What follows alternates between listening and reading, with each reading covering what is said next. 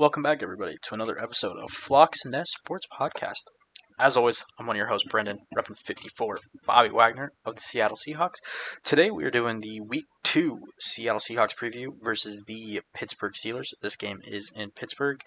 They're playing at 10 a.m. Pacific, so they're in the early window of games. Should be great. Seahawks normally do travel well to the East Coast in those 10 a.m. games, so hopefully they can keep that streak up. But I don't know if they will. I'm not too confident about this game. Hopefully I'm wrong. Hopefully the Seahawks prove me wrong, but I'm just not very confident. Let's get right into it with the injury report, because I think it's a great place to start with this game, especially because the Seahawks are going to be missing some key components. First of all, Nick Emmanwori is going to be out for this game. It has been confirmed. He does have a high ankle sprain. Thankfully, he has not been put on IR, so that means that they are kind of confident he could return before the 4-week window. So that's great. Hopefully that holds true. This happened last year with Nwosu, in which they believed he'd be back, and he ended up missing 5 games. So hopefully he's back before the 4-game window. Fingers crossed.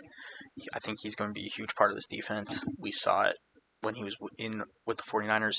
He looked good, had a TFL. Unfortunately, gets that injury. Hopefully, he can come back sooner rather than later. The other person with the designation is Devin Witherspoon. He's listed as doubtful. He has not played at all this week. Has not practiced at all. So I don't imagine him playing. Guess we'll see on game day. But I would go into the game expecting him not to play, which is a big deal. He's going to be missed. He's a key component to this defense. On the bright side, the Seahawks are getting back Jake Bobo and Derek Young. They both are good to go for this game, which is great to hear. Jake Bobo, especially after this receiver core kind of struggled last week. Hopefully he can come in and just make some plays. He seems to do it when you least expect it. So hopefully he can come in. I am expecting them to have him on a little bit of a snap count because it was a concussion, and you don't want to risk getting multiple of those in a season. So hopefully he comes back and can kind of produce. We'll see. Again, might be on a snap count, might not get as many reps as I would personally look for him to get. But at the end of the day, coming off a concussion, his health and safety is more important than my belief. So hopefully he can come back and produce a little bit. Derek Young, another one. Hopefully he can just come in, maybe get some plays. I'm not really sure if he's going to be featured that much in this offense. I guess we'll see. Other piece of great news, Uchenna Nwosu is off the injury report. He is good to go for this game. McDonald has confirmed he is going to play. I expect him to be on a significant snap count. I don't think he's going to play very much. I would be surprised if he gets more than 10 snaps in this game. But anything is great. Like, getting him back healthy for this season would be fantastic. He's a great player. He's going to help this pass rush so much. So hopefully we can get him healthy, keep him healthy. And I would not be surprised if he doesn't play more. I'd be surprised if he plays more than 10 snaps. I think he's going to be on a significant snap count. But it's still good to have him back. Still good to see him dress and get maybe some game action this week. So great there. Everybody else that was on the practice report is going to play. So Ernest Jones is fine. Julian Love is fine. Jaron Reed is fine. So hopefully they all stay fine. This defense is banged up as it is.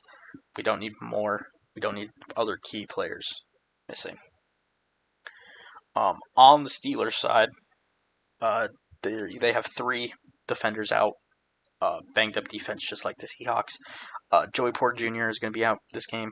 That's going to be a big loss. He's a key corner for them, key in that secondary. Hopefully the Seahawks can take advantage of that. Deshaun Elliott, another key person in that secondary, is also out. Once again, Seahawks are going to have to take advantage of the people coming in to replace them.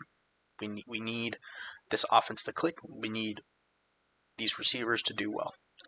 This team isn't going to go anywhere if it's just JSN catching the ball. And then the other person out is Derek Harmon.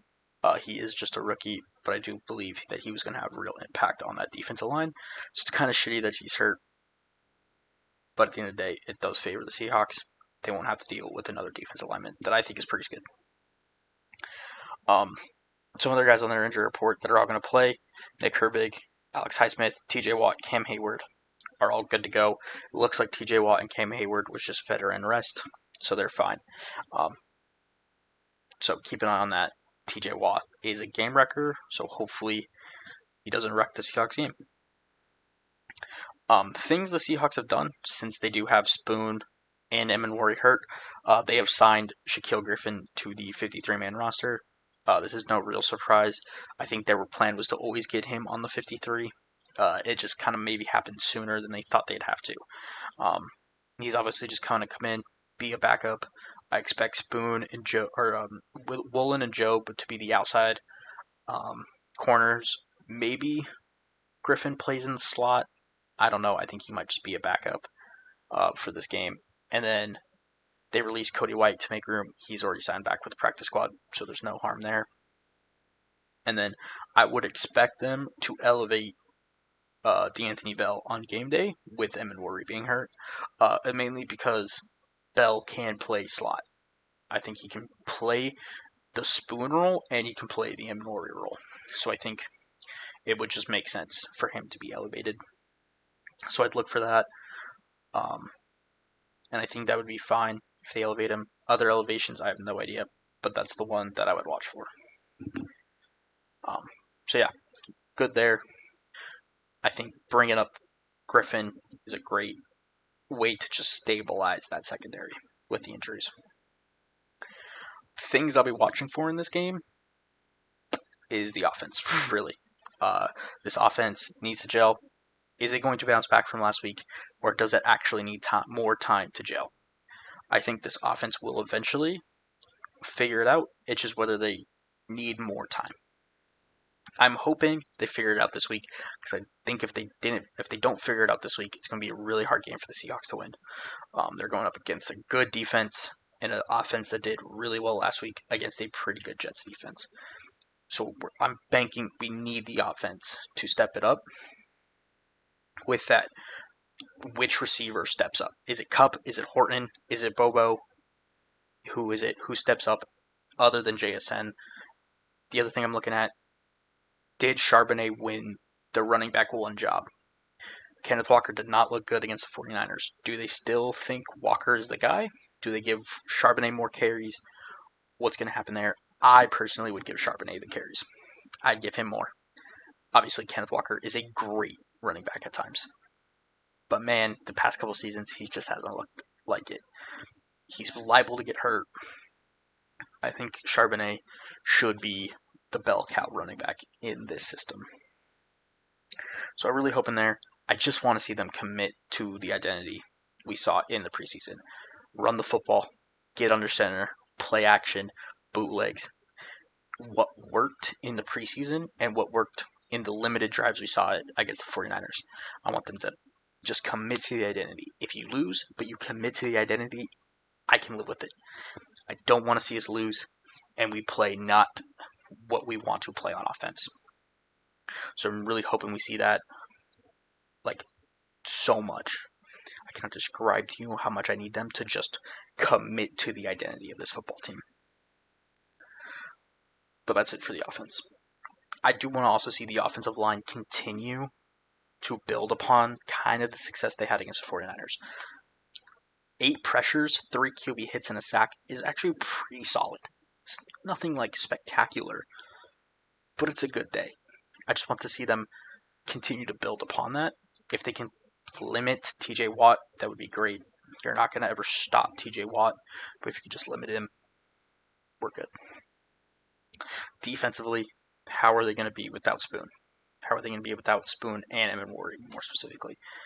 Spoon is a key component to the defense. He's the fire plug, and he is a leader. He's the energizer bunny of that defense. I think he's going to be really missed, not because of what he does on the field, because of what he does on the field, but also what he does within that locker room and within the connection of the team. So that could be a real problem. Kind of unfortunate. I was really hoping we saw Job kind of step into a starting corner role, but with the injury, we're going to see him and Woolen together. I kind of want to see what we had with Spoon and Job, but injuries happen. It is what it is. Hopefully Woolen can bounce back after a subpar performance last week. Hopefully that defensive line can also continue what they were doing against the 49ers. They were dominant that game, causing so many pressures. Only got to Purdy once, so hopefully we can get to Rodgers more. The Steelers' offensive line allowed 4 sacks last week. Rodgers is not a mobile quarterback. He's very stationary in that pocket. If the Seahawks can get real pressure, I think it'll result in sacks, and that is big. You have to limit this offense who just put up 34 points if you want any chance to win. So, really hoping the defense can just continue being what this team's going to win off of. Last storyline is obviously the DK Metcalf storyline. It's not a big deal. He was a great player for us. Both parties wanted the move, so at the end of the day, no harm, no foul there. It's unfortunate to see DK Metcalf play for a different team. Kind of wish him the best in his career. I just don't want him to have a good day against the Seahawks. That's really it. I don't think anything to it. It'll be nice to see DK, but at the end of the day, he plays for a different team. So, it is what it is. But, should be an interesting storyline. Really excited to see the matchup between him and Woolen. Hopefully Woolen can, get the better of him, but I think that'll be a fun matchup. Both are very fast, very tall. Should be a really entertaining matchup. I just hope Woolen gets the better of it. But that's pretty much it with the defense. The defense is not my worry. My worry is going to be the offense. It'll be the offense until it's not. Beyond that, I don't got a good feeling about this game. I just don't. I think the offense is going to need more time. I think the offense is just not quite ready yet, unfortunately. I guess we'll see. I hope they prove me wrong. If I had to give a score prediction, I think it's going to be low scoring. I think 2 good defenses. I think the Steelers' offense is an outlier to what they are last week. I don't think they're going to do that again very often. So I'm expecting a low scoring game. I'm going to probably say Steelers 17, Seahawks 10. I don't think the Seahawks offense is very good or is ready in reality. I think they're good. I just don't think they're ready. So I think the Steelers offense isn't going to be great, but is going to do just enough to get by the Seahawks. And I just don't think the Seahawks offense is going to do enough. It's unfortunate, but it is what it is. I'm never going to give you something I don't believe in, and I just don't believe the Seahawks are going to win. I'm not going to put on action green tinted glasses for this game. I'm just not. That's not who I am. I'm a realist, not an optimist. And to be real with you, I don't think the Seahawks are going to win this game. So, super unfortunate. Really hope they prove me wrong. I do not want to start the season 0-2. Even if the season does start 0-2, the sky is not going to fall down. It's going to be fine. The Seahawks do get an easier game week 3 against the Saints. So hopefully, as long as they show progression from last game, I will be all right. I think the game against the Saints is where we really see the test. If you can't perform against the Saints, I'll be worried. But that's not for another week. So in that week, there'll be another one of these. So make sure you stick around, subscribe, so you catch that too. Make sure to catch the podcast next week where I react to this game, give you everything that happened, all the news, and everything that happened from this game. Hopefully, I can come to you with a Seahawks win. So let's all hope, cross our fingers, we get that. But just telling you, I'm not confident in this game. So yeah, make sure to subscribe, so that you get notified when that comes out and when that happens. Make sure to leave a like on this video, leave a comment, let me know what you think the Seahawks are going to do this week. Leave a prediction down below. I'm really interested to see what you guys think about this game and what you think the Seahawks' chances are. Hopefully, will at least be a good game. Just hopefully. I think that does it for us this week. Obviously, keep coming back. We'll keep doing these preview videos, and we'll keep doing the normal pod. So make sure to check those all out. Thank you all for watching. This has been Floxness Podcast, and I've been Brendan. Thank you.